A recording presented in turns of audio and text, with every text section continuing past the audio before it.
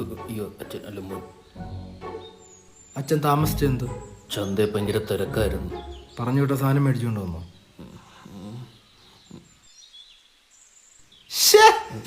ഇത് ഗേൾസിനുള്ളതല്ലേ, ബോയ്സിനുള്ളത് എന്തേ? 19 കൊല്ലമായിട്ട് ജീവിക്കുന്നില്ലേ? ഇതുവരെ മനസ്സിലായില്ലേ? അത് നിങ്ങളെ മോനായി ജനിച്ച എന്നെ പറഞ്ഞാ മതി. ഏത് സമയത്ത് ഈ കിൻഡർ ജോയിൽ ഇത്രയും വ്യത്യസ്തത ഉണ്ടെന്ന് ഞാൻ അറിഞ്ഞില്ല. കിൻഡർ ജോയിയാ? അച്ഛാ, ചേട്ടനോട് കളിച്ചു നടന്നവർക്കൊക്കെ 2 പിള്ളേരായി. നിങ്ങൾ അങ്ങനെ അടുത്ത് പണിക്കുവാൻ പറഞ്ഞേ. എടാ മോനെ, ഇത് പറയാൻ ഞാൻ അവന്റെ അടുത്തോട്ട് ചെല്ലുമ്പോ അവ അച്ഛനും ഞാൻ മോനുമായി പോകൂടാ. ഇയാളിത് എന്തോന്ന് അച്ഛൻ? എന്താടാ ഈ സാധനം അവിടെ ഇട്ട് ചെല്ലി പോ. വലിയ പരിപാടിയാണല്ലോ. സൂക്ഷിച്ചു. ഇതാര് മോനെ? പടയാളിയാ. ഏത് രാജ്യത്ത്? വെറുതെ. നീ വെറുതെയാന്ന് എനിക്കറിയാം. ചേട്ടാ, സമയം കളയിൽ ലോകത്ത് എന്തോരം ജോലികളുണ്ട്. അതിലേതെങ്കിലും ഒന്ന് ചെയ്തുകൂടെ? നിനക്ക് തോന്നുന്നുണ്ടോ ഞാൻ ഇവിടെ വെറുതെ ഇരിക്കുകയെന്ന്? അല്ല ചേട്ടാ, എന്ത് ഇവിടെ ചെയ്യുന്നത്? എടാ, രാവിലെ 10 മണിക്ക് എണീച്ച് കുളിച്ച് റെഡിയായി ഞാൻ ബ്രേക്ക്ഫാസ്റ്റ് കഴിക്കും. 1 മണിയാകുമ്പോൾ അമ്മ ചോറുണ്ടായി കഴിഞ്ഞാൽ 1 ചാമ്പ ഞാൻ ചോറ് കഴിക്കും. നിങ്ങൾ കഴിക്കുമോ?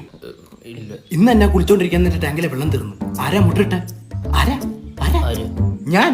അതുകൊണ്ട് നിങ്ങൾ 2 പേരും കുളിച്ചു. അത് പിന്നെ എനിക്ക് ജോലിക്ക് പോണ്ടേ? നീ ഈ ജോലിക്ക് വന്ന സമയത്ത് അച്ഛനെ അമ്മയെ നോക്കാൻ ആരുണ്ട്? ഒന്ന് ചിന്തിച്ചു നോക്കെ.